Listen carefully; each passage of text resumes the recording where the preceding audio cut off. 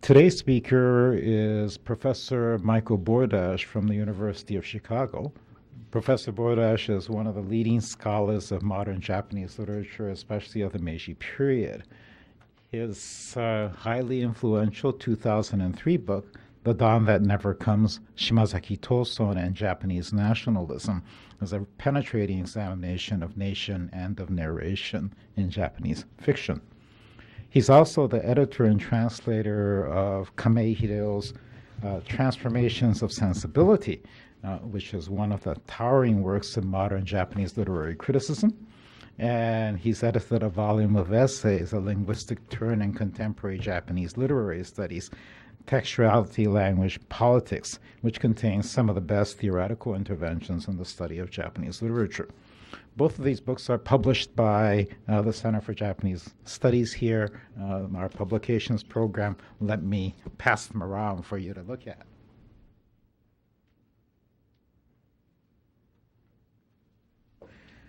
The novelist Natsume Sōseki has been a continuing interest for Professor Bourdaghs. He's published a series of articles on the author's work, and he's co-edited a volume of translations of Soseki's important critical and theoretical pieces collected as The Theory of Literature and Other Critical Writings. He's currently working on a book on issues of property and ownership in Soseki's fiction. Lest I leave you with a sense that Professor Bourdaghs works only on canonical literature, let me add that he's just completed a book on Japanese popular music, which will be coming out of Columbia University Press later this year. The title of this book is Sayonara America, Sayonara Nippon, a geopolitical prehistory of J-pop. Professor Bourdaghs' talk today, drawn from his work on Soseki, is on psychology in Natsume Sōseki's Mon. There's a handout for his talk. So if you didn't pick one up as you came in, please raise your hand and Jane will get a copy of the handout to you. Please join me in welcoming Professor Bourdaghs.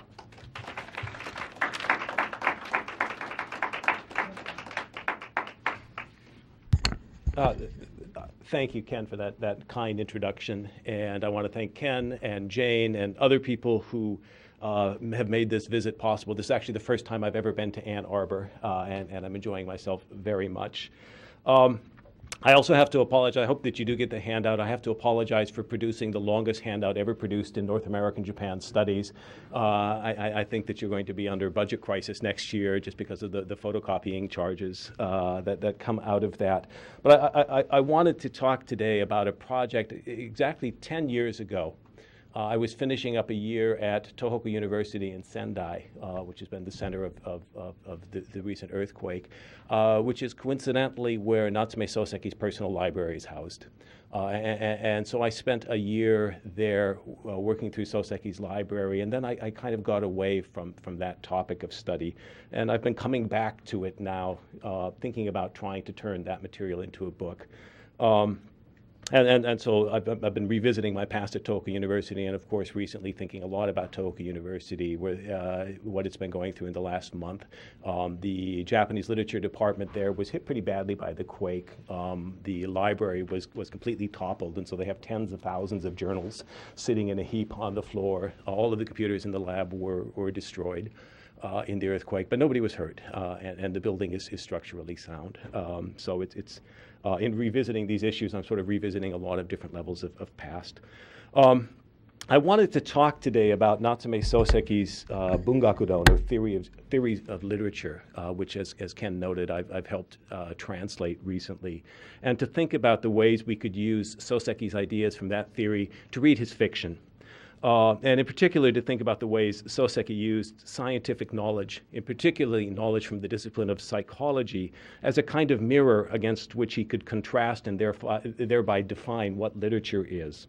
I originally thought I would talk about a wonderful 1905 short story by Soseki, Koto no Sorane, Hearing Things, because it's very explicit in that novel, the way Soseki links up the kind of knowledge that's produced in the discipline of psychology with the question of how we write literary narratives.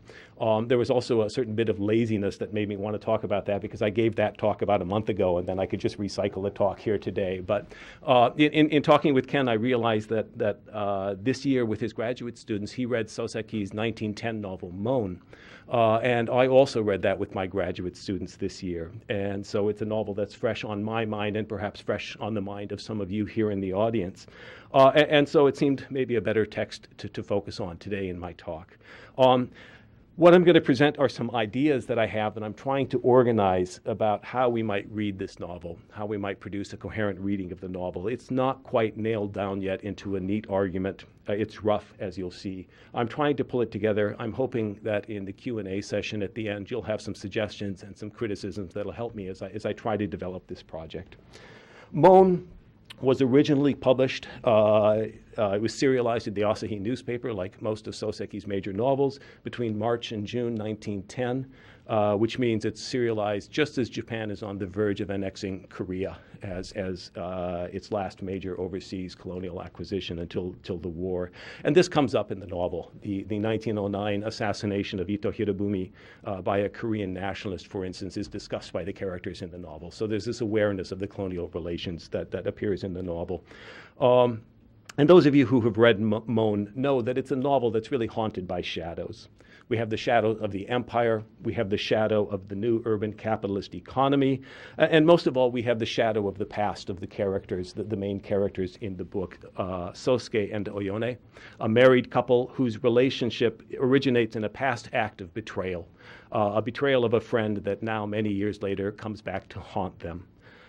The opening chapter of the novel introduces this married couple in their rented house in 1909 Tokyo. And you have on the handout a quote from very early in the novel. The protagonist, Sōseki, is puttering around the house in the first chapter on a lazy Sunday afternoon. He opened the shoji screens and stepped onto the eastern veranda. Here, a high cliff which seemed to press down upon the eaves of the house rose from beside the veranda, so that even the morning sun, which should have come streaming in, could not easily disperse the shadows. And all throughout the handout, I will be underlining English equivalents of the Japanese word kage that I'll be talking about in the novel. So we're in what's the famous Gake no Shita no Ie, or the house at the bottom of the cliff in which Oyone and Sōseki live. But I'm not going to focus on the Gake, I'm going to focus on the kage. The shadows. And those of you who speak Japanese, I've given you the English here. I'd like you to think about what the kage means in here. Shikarubeki hazu no hi mo yoi ni kage o tosanai. Is this kage a spot of darkness, or is this kage a bright spot? And it's really quite ambiguous in the Japanese what exactly kage means here.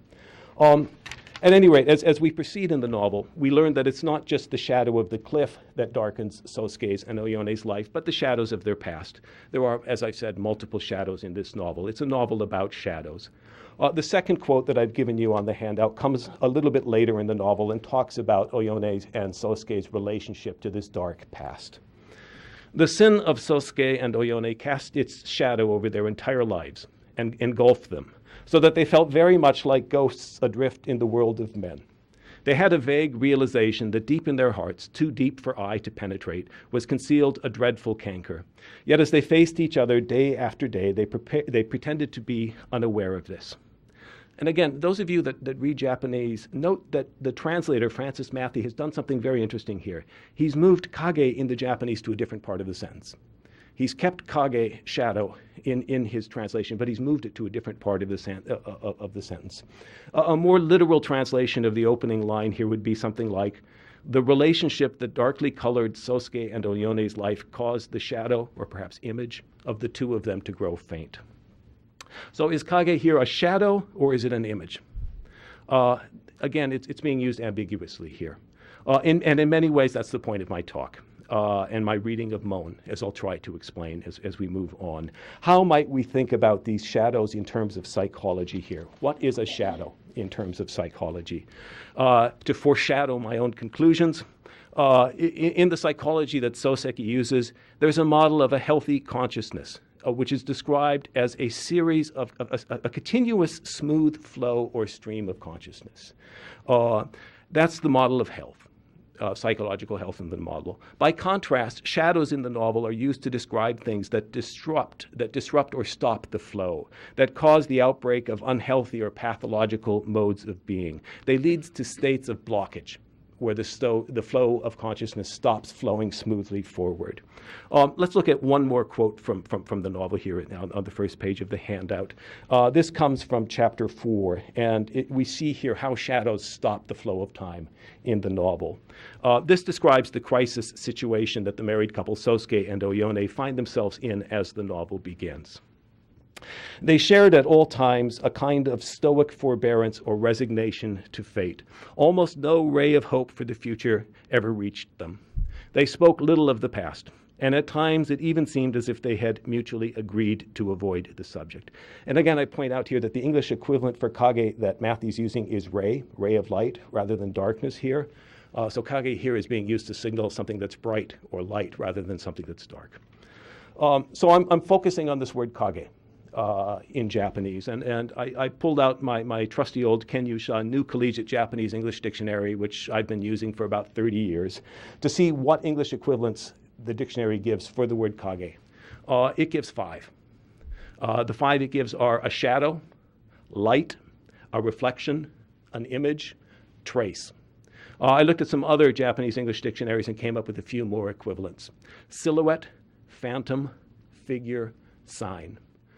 And I think all of these meanings are at work when we look at how the shadows function in the novel Moan. And I'm going to try to unpack this psychology of shadows in the novel today. First, I'd like to walk through Soseki's own research into the discipline of psychology and to think about how he used psychology to theorize literature. When we think about psychology, modernity, and Meiji period literature, we often think about the problem of interiority, of the construction of a Cartesian subject that is bifurcated or alienated away from the external world of objects. Those of us who've read Karatani's essays on the discovery of landscape or the discovery of interiority are really familiar with this model of thinking how psychology functions in the Meiji period. But that's not the model that I'm going to use, and it's not the model that Soseki encountered when he read psychology at the beginning of the 20th century. Soseki's earnest exploration into the discipline of psychology got underway when he launched into what I can only describe as an insane project that he came up with in England between 1900 and 1902 to construct a universal, fully scientific theory of literature. A theory of what literature is that would be valid in all times and all places. Soseki understood that if you wanted to understand what literature was, if you wanted to be able to define it, you had to get outside of literature. He writes in the preface to Theory of Literature, to try to understand literature by reading literature is like trying to wash blood with blood. And so he knows to understand literature, he has to get outside of literature to find some mirror in which he can reflect literature and then understand what literature is from the exterior. And the mirror he chooses is science, in particular psychology and sociology. These are the mirrors that he uses to try to define what literature is. I've already published some articles on the sociology that Soseki read as he launched into this project. So today I'll focus on the psychology. Soseki first studied psychology as a university student at Tokyo Imperial University under Motora Yujiro in the early 1890s, at which point he was exposed to the work of such figures as Alexander Bain and William James. But at the dawn of the 20th century, when Soseki launched into this new survey of the discipline of psychology to construct his theory of literature, he started reading a new generation of psychology that was emerging at the time, one that was very different from the earlier generation, and one that was in fact trying to distinguish itself from the earlier generation represented by figures like Alexander Bain. It's this new psychology that Soseki was reading in London from 1900 to 1902. Tom Lamar has a terrific article on Natsume Soseki's readings of William James and how that functions in the theory of literature. He published, Tom Lamar's article was in the journal Japan Forum 4 or 5 years ago. And I've learned a lot from that article and I'll be using some of Tom's ideas today, although there's some differences between Tom's approach and my approach in terms of trying to understand how new psychology works here. So, as I've said, Soseki's basic move in constructing the theory was to try to define literature by looking at it from the side of the sciences of psychology and sociology, but then trying to figure out what it was that made literature different from science, what it was that was unique to literature. It's interesting that at the same time that Sōseki was trying to define the essence of literature by distinguishing it from sciences like psychology, psychology was at the same time trying to distinguish itself from literature. It was trying to establish its own identity as a science, as a modern discipline that relied on exact measurement, precise and repeatable laboratory experiments that could yield quantitative and statistical results. This meant for psychology breaking with its own past. One of the psychologists who was active in this was a British psychologist named Francis Galton. He's one of the first scientists in psychology to make serious use of statistics. He tried to map out distributions of various measurable abilities within a given population, as well as to map out the degree of correlation between different abilities. Francis Galton's career was described by his student, another important psychologist named Cyril Burt, in a quote that I find really telling. This is what Cyril Burt said about his mentor, Francis Galton. When he took it up, individual psychology was just a speculative topic for the fancies of the poet, the novelist, the biographer, and the quack and charlatan on the seaside pier. By the time he left it and handed it on to others, it had been transformed into a reputable branch of natural science, perhaps for mankind the most important branch there is, end quote. So you can see, as Sōseki's trying to distinguish literature from psychology, on the side of psychology, psychologists are trying to push away literature and distinguish their field from literature. This is because conventional histories of psychology traced it back to thinkers, typically philosophers, who started the discipline by trying to think about how they thought. Self-reflection or introspection was in this sense the origins of the science of psychology. Most early professors of psychology, including William James at Harvard, were actually professors in the Department of Philosophy, not the Department of Psychology. But it was this non-scientific origin of the discipline which had to be overcome for psychology to define itself as a science. Introspection of individual consciousness and experience could not be permitted in a science because it couldn't be experimentally verified or statistically measured. It's not scientific. So the new psychology that Sōseki is reading in the early 1900s is trying to separate itself from this original introspective philosophical form of psychology. And there's three big points that I want to make about the new psychology that Sōseki was reading. Number one, there's this rejection of introspection as a scientific method. In place of introspection, there's a desire to carry out laboratory work. Laboratory work that produces results that can be verified through repetition, that can be measured quantitatively and mapped statistically. On the handout on the second page, I've given you photocopies of some passages from some of the books that Sōseki read while he was in London. These photocopies all come from Sōseki's own copies of the books that were held in Tohoku University. And if you look at the first passage comes from Wilhelm Wundt's Principles of Physiological Psychology. On the second page of that book, in the second page of the handout, in the second part of that, we can read Wundt writing, quote, "We take issue upon this matter with every treatment of psychology that is based on simple self-observation or on philosophical presuppositions," end quote. So the first point is this rejection of introspection as a psychological method. The second point is a rejection of the notion that human psychological experience is divided into two distinct realms. A rejection of the notion that we can think of psychology as divided between the inner life and the outer life, between the interior and the exterior, or between the mind and the body. Again, reading from Wundt's Principles of Physiological Psychology, this is back on the first page of the handout. Quote, "We must, however, remember that the life of an organism is really one, complex it is true, but still unitary.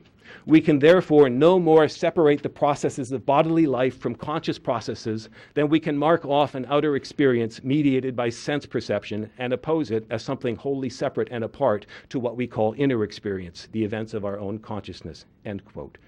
Or if you look at on the second page, I've given you a passage from another book by Wilhelm Wundt that Sōseki read, Outlines of Psychology. This is very near the beginning of the book. And here too we see Wundt rejecting the notion that psychology should be thought of as a science of inner experience. He rejects the division between inner and outer experience, between inner sense and outer sense, and argues that both are inseparably linked. Our perceptions are inseparably linked with the objects that we're perceiving in the outside world. There's an insistence, in other words, that psychological experience takes place on one unified plane, that interior and exterior are linked on this plane, that mind and body are linked on this plane.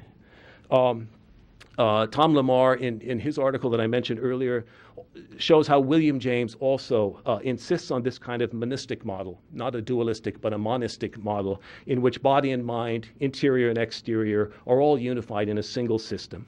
This is a clear rejection of a dualistic Cartesian model of interiority that earlier versions of psychology based on introspection had assumed. It's interesting to note that Soseki also read psychologists who opposed this position, who wanted to retain the older philosophical introspective model of psychology. And I've given you on the handout on page 3 a couple of pages from G.F. Stout's book, Analytic Psychology, another one of the books that Soseki read in London. And here, Stout is insisting on the priority of introspection as a scientific method for psychology. Without starting from introspection, Stout argues, we wouldn't know what kind of body, what kind of physiological system we were looking for if we wanted to understand how body and mind were linked. And so he argues that we always have to start from interior mental events in psychology. Next to this passage, it's hard to read in the bottom right-hand corner, but we have Soseki's marginal comment in which Soseki writes, "This is your aim, not all the psychologists." And as this argument continues over the subsequent pages, Soseki's marginalia shows increasingly skepticism. On the next page, he writes, "So?" ? And then a few pages later, "Too bold!" ! And finally, at the end of the argument, he writes, and this is all in English, "I am very sorry, Mr. Stout." So we can see Soseki's not buying this argument. He's clearly on the side of the new psychology, rejecting this introspective model of psychology. So in sum, in the new psychology, the notion of introspection and of the dichotomous notion of an interior-exterior split is rejected. In its place, we have a monistic view in which body and mind, interior and exterior, are all seen as belonging to a single unified process, one that can be verified and measured in the laboratory.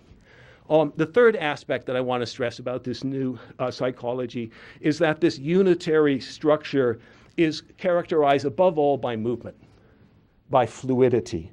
Consciousness is not a thing. Consciousness is an unfolding process. One of the most famous words that we have from this period is William James' invention of the notion of stream of consciousness. Our psyches are not stable things. They are fluid, constantly moving processes in which stimuli are fed into the nervous system and the brain from outside. They provoke perceptions in the subject, which in turn lead to responses made by the subject, which in turn affect the exterior world. So there's this looping system of stimuli, perception, response, stimuli, reception, response, and it has to be a constantly moving stream. A healthy mind is one that is in constant, smooth motion and circulation with the environment in which it operates. Interruptions in this continuity are what we call psychoses or neuroses.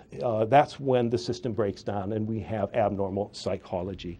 Soseki, particularly in his lecture, The Philosophical Foundations of the Literary Arts, stresses this, that movement, continuity, continuous movement is the single most important characteristic of consciousness. And this stress on fluidity and motion is really the flip side of that monistic, single, unified system model.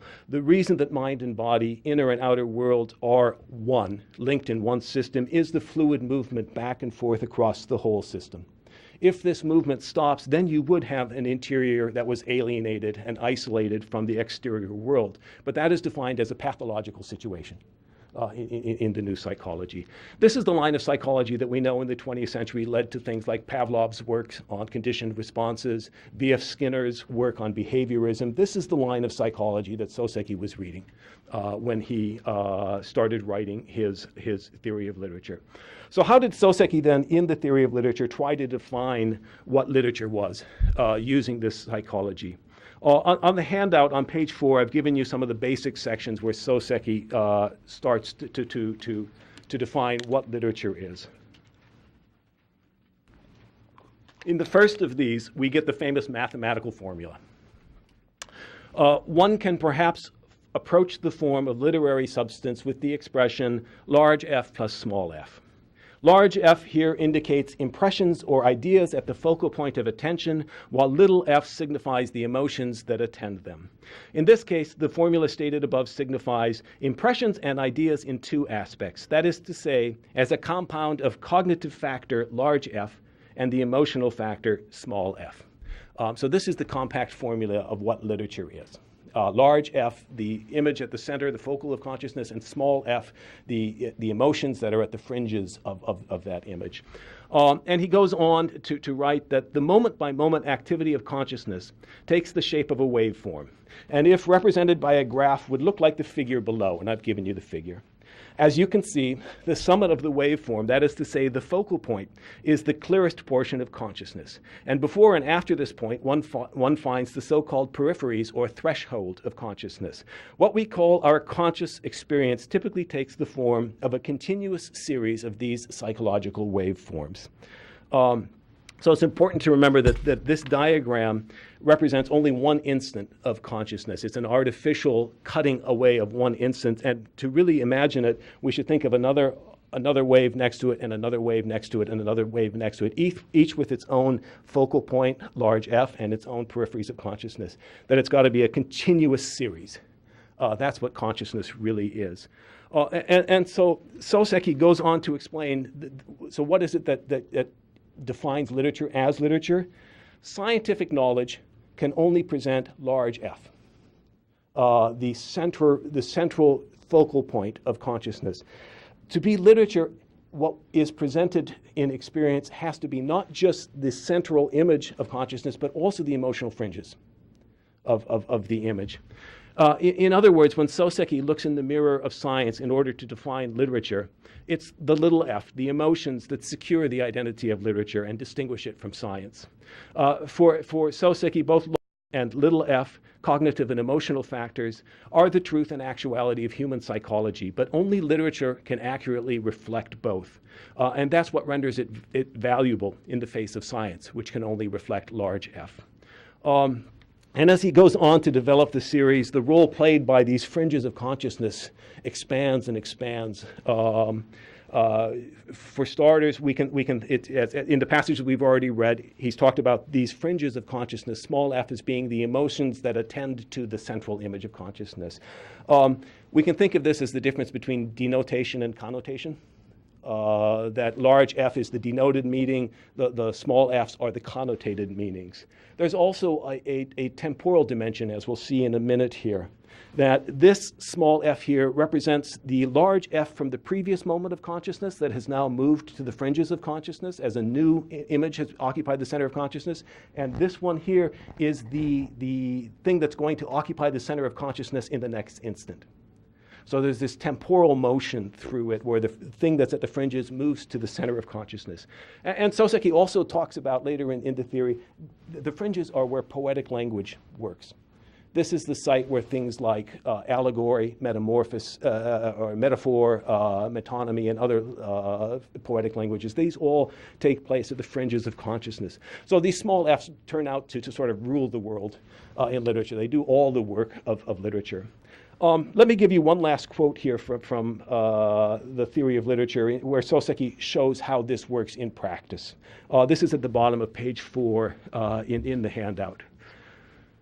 Let's say we have a person standing before St. Paul's Cathedral. Suppose that as he gazes upon that splendid architecture, his eyes move gradually from the pillars at the bottom section to the balustrade at the upper portion, and finally reach the high point at the tip of the cupola. At first, while gazing at the pillars, that portion of the structure is the only part perceived clearly and distinctly, while the rest only enters the field of vision indistinctly. However, in the instant the eyes move from the pillars to the balustrade, the perception of the pillars begins to attenuate. And simultaneously, the perception of the balustrade gains in clarity and distinctness. The same phenomena is observed in a movement from the balustrade to the cupola. And he goes on to talk about this flow as being the basic structure. And as he concludes, this is not only something that we can feel in our daily experience, it has been precisely verified by scientific experiment. It's very important, this last part, for Soseki.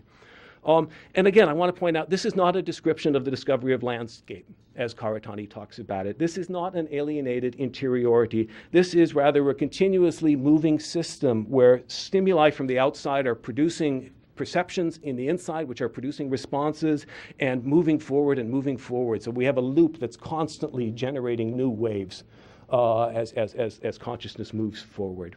So let me draw the first connection to the novel Moan here.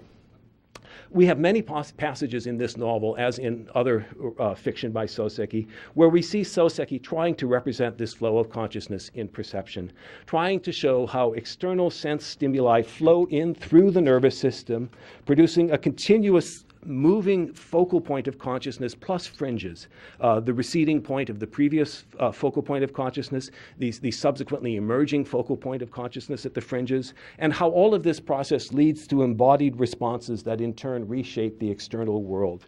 All is a way of showing how the interior and the exterior worlds are, or at least should be, linked into a single continuous flow. I've given you a passage on page 5 from the novel, chapter 2 in the novel. I won't read it here, but it's one of the instances where we see this. Sosuke, the hero, is walking through town in Tokyo one Sunday afternoon, and it's very similar to the passage about St. Paul's Cathedral that we just read from Theory of Literature. It's an attempt to trace the wanings and waxings of perception as a man walks through urban Tokyo. And I've given you just a small segment of this. This passage actually goes on for about 6 pages in the novel, where we just get the flow of sense perceptions of somebody walking through urban space. The stroll and the reverie end when Sosuke in his walk realizes that night has begun to fall.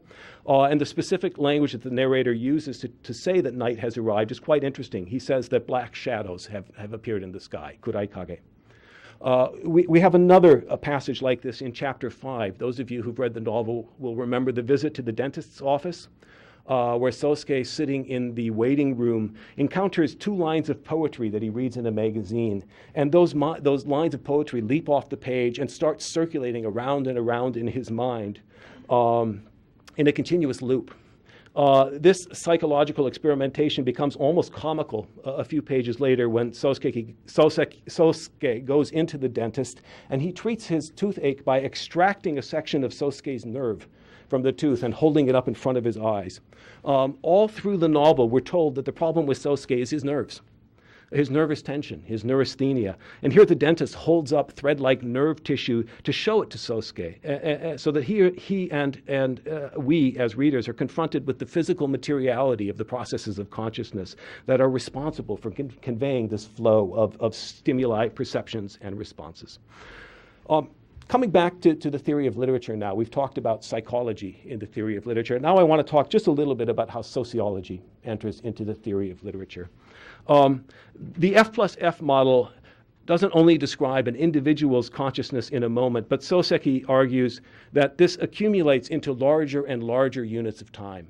So we can talk about the F+F in an hour of consciousness, and the F+F in a week of consciousness, and in a decade and a lifetime. And I've given you the very strange diagram that appears in the book where Sōseki shows these F's accumulating into larger and larger units. Moreover, according to Sōseki, this F+F structure exceeds the boundaries of the consciousness of a single person and becomes the form taken by a shared social consciousness. We can speak, he says, of a group F+F or a collective F+F, something like zeitgeist. That there's a shared consciousness that's constantly moving. And some of the examples he cites of this are of changing literary taste or changing fashions. All, he says, are instances of how the waveform of consciousness works at a collective level. And again, the notion of stream or stream flow movement are crucial here. And I've given you on page 6 in the handout a passage where Sōseki talks about movement of this collective F+F. He's talking here about literary taste and how what one generation likes to read is very different from what a subsequent generation likes to read. Just as it is clear that this characteristic, shared literary taste, will exist, it is also undeniable that it will change. The cause of change is as easily discerned in discrete parts of the individual consciousness as it is in the totality of an individual consciousness and in the consciousness of the entire group. To put it simply and subjectively, we might offer the obvious explanation that consciousness changes because people grow tired of one thing and move on to others. In his Pain, Pleasure, and Aesthetics, Marshall argues that the difference between pleasure and pain has to do with time. He argues that there is no qualitative difference between the two, pleasure or pain, but that one will change to the other with the passage of a certain amount of time. On this view, pleasure and pain are not objectively different. Rather, it is the nature of our constitution that the duration of a pleasurable feeling held past a certain point will transform it into pain. So in social consciousness, too, it has to keep moving or it becomes a source of friction, pain, stress on the system. We see this kind of description repeatedly in the novel Moan. In particular, the stress on the importance of fluidity in social life and on the importance of a flowing stream of consciousness, particularly as it pertains to some kind of social life. We get a description of the hero Sōseki as a young man before he met Oyone, before the tragic, dark past that has spoiled his life. And he's described as a very lively, sociable person with lots of friends who's constantly out in the world mixing with people. And we get a passage that I've given you in the handout on page 6 that describes his consciousness in these moments. This is in a flashback in the novel. Sōseki's eyes in those days were always in search of something new.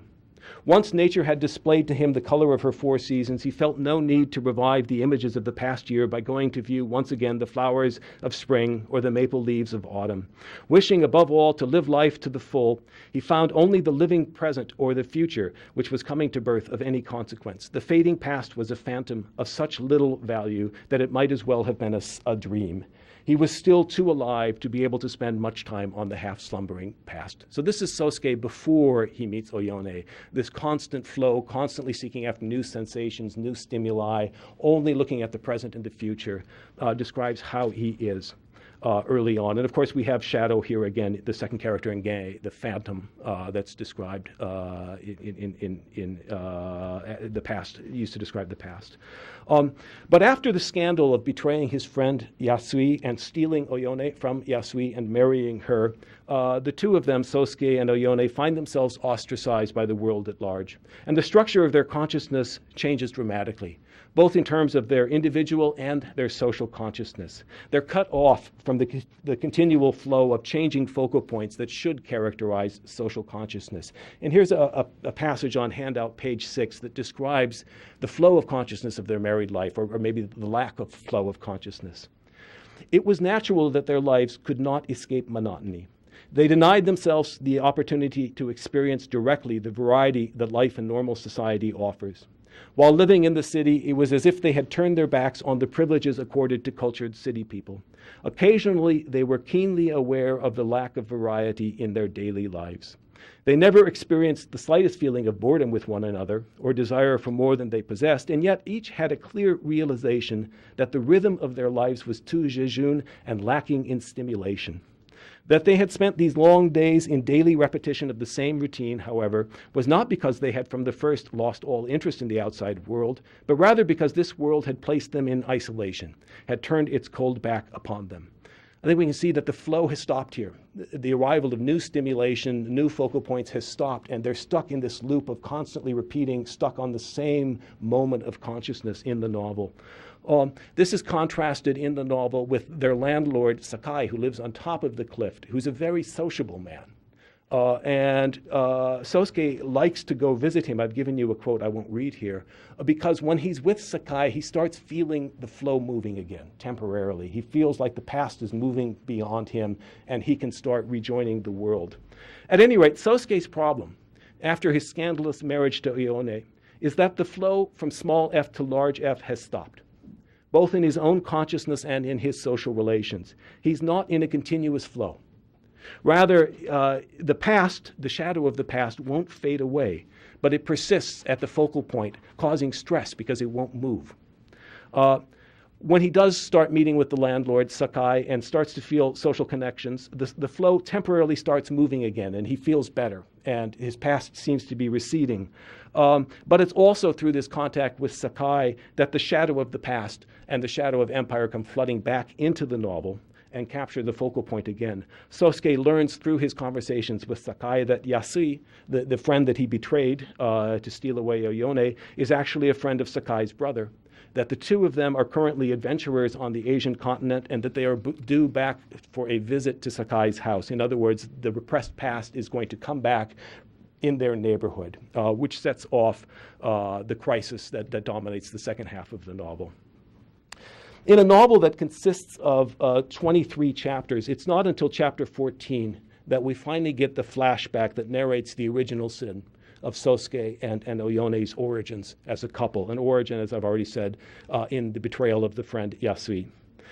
The narrator tells the story of Soseki's days as a university student in Kyoto, of his friendship with Yasui, and of the mysterious woman that Yasui takes up with, whom Yasui at first claims is his sister. The first glimpse Soseki catches of Oyone is while visiting Yasui's house, and it's presented literally as a movement from sunlight into shadows. I've given you this on page 7 in the handout. The day was hot with the lingering heat of summer, and Soseki still carried an umbrella with him to university. Placing the umbrella against the front lattice, he peered inside the house and caught a fleeting glimpse of a woman dressed in a large patterned yukata. From the lattice, it was possible to see, though but dimly, quite far into the house. Soseki stood and watched until the yukata-clad figure, Ushiro Kage, vanished at the back. This silent, shadowy figure was Oyone. Kono kage no you ni shizuka na onna ga Oyone de atta. So we see this movement now into the shadows with the meeting of Oyone.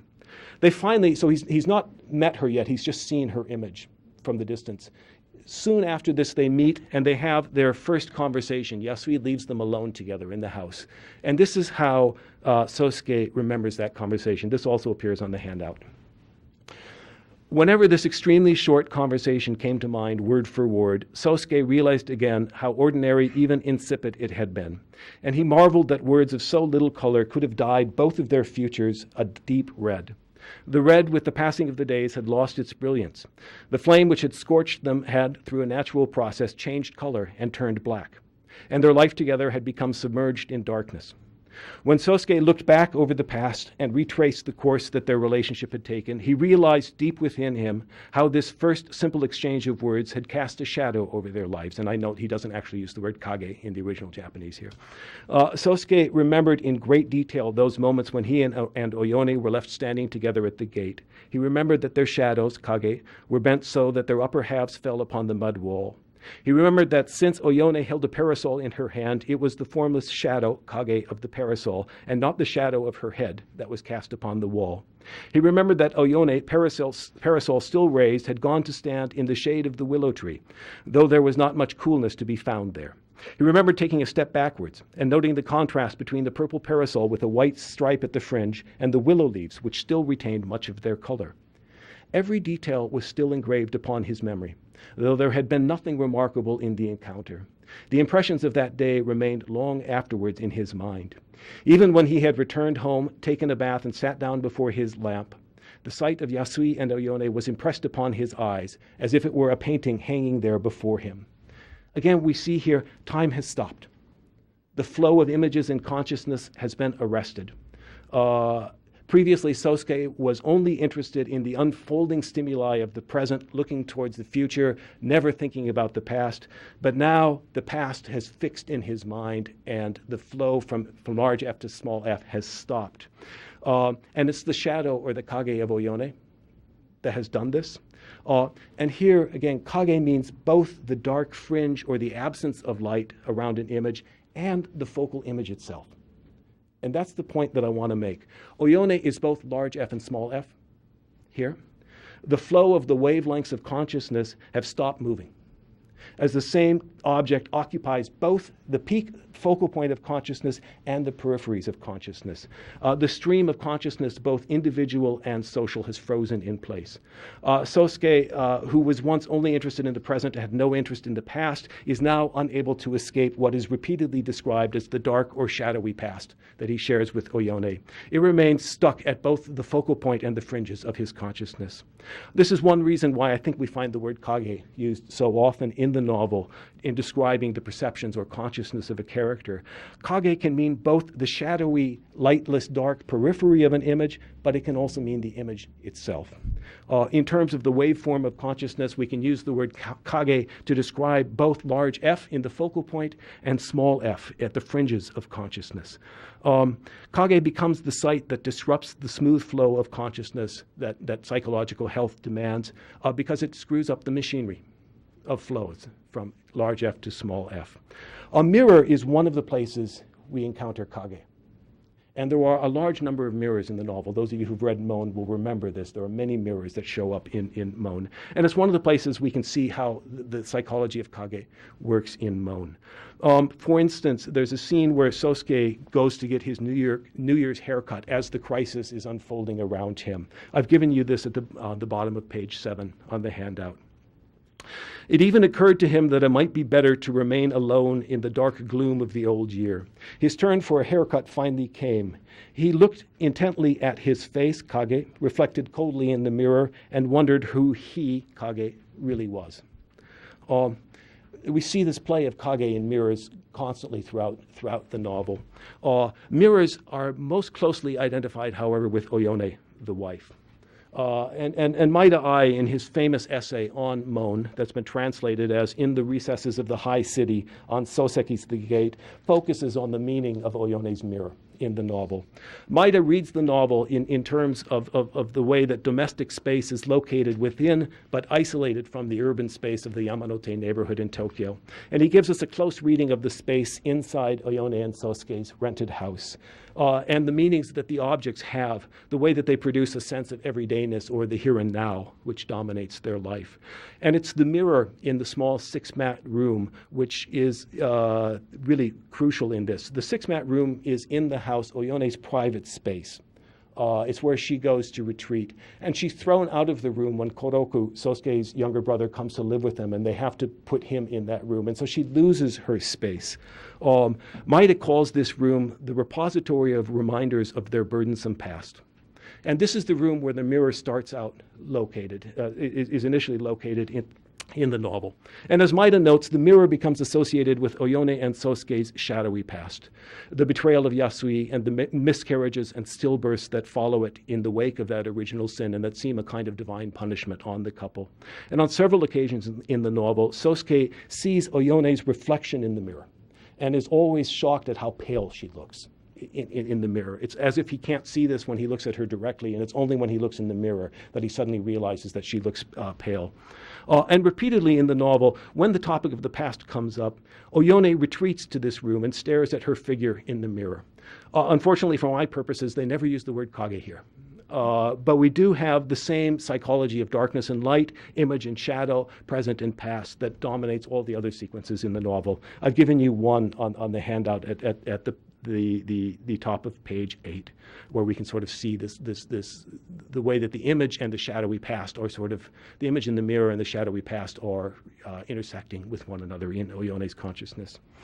As those of you who've read the novel know, Soseki eventually tries to find religious solace by going into retreat at a Zen temple and engaging in zazen in hopes of finding enlightenment. This, of course, ends in failure. The gates to the temple are closed to him. He will not escape his crisis through some sort of religious awakening. And yet somehow at the end of the novel, the couple still escapes disaster. Yasui, the symbol of their dark past, comes and goes without causing any trouble. And Sosuke's younger brother, Koroku, somehow gets set up for life. So all of the things that have been troubling them in the novel seem to have been resolved temporarily at the end of the novel. And the routine of everyday life seems on the verge of being restored. And I've given you on page 8 the last lines of the novel. Oyone, looking out from the glass window of the shoji at the bright scene, Hikage, that lay before her, remarked with cheerful face, "It's a good thing, isn't it? Spring is finally here." Sōseki stepped onto the veranda and began to clip his fingernails, which had grown to quite a length. But it will soon be winter again, he said, as with downcast eyes he continued to cut his nails. So Ione is claiming that time has started moving forward again, but Sōseki insists that no, time is still stuck in its rut. Once again, kage shows up here in all its ambiguity. Is a hikage something dark or light? Is it a shadow or is it an image? It can be all of them. The word that Matthew translates as seen here is hikage, which could be either sunlight or a shadow. Uraraka seems to indicate that this should be bright, but we have the darkness that's haunting this image as well. Let me just wrap up this by saying, as I was thinking about how I wanted to present this material and how I wanted to talk about shadows and psychology and Soseki's Mon, last week I was a discussant for a paper by Brett DeBerry at the Association for Asian Studies meeting in Honolulu, and she was talking about the contemporary novelist Tawada Yoko in translation. And in her paper, she quotes an article by the contemporary Japanese critic Ukai Satoshi, writing about Takeuchi Yoshimi, the philosopher, and the way that Takeuchi Yoshimi used the notion of shadow or kage. Needless to say, this sort of leapt off the page at me as something that I should think about. Takeuchi Yoshimi, writing about Lu Xun, the Chinese writer in 1952, wrote about a shadow that he always found in Lu Xun's writings, a shadow or a trace that was connected to past guilt, to questions of historical responsibility. And this, in Brett DeBerry's translation, is what Takeuchi writes. In reading Lu Xun's literature, one cannot avoid coming into contact with the shadow. The shadow is always in the same place. A shadow has no proper existence, yet light emerges from shadow and disappears into it. The shadow is a point of darkness that signifies existence itself. If one reads absently, one may skip over it, but once it catches one's attention, the reader cannot forget it. End quote. And Brett notes that language bears the traces of history, the shadows of history, especially in its gaps and its moments of ambiguity or inarticulateness. And she says that readers and translators should pay close attention to the shadows of a text, because that's where the past leaves its traces in a text. And that's what I've tried to do here today. But I think I've left a lot of shadowy dark spots along the way, and I'm hoping that you'll shine a light on them in the Q&A session. So I'll stop here and I'll stop here. Thank you.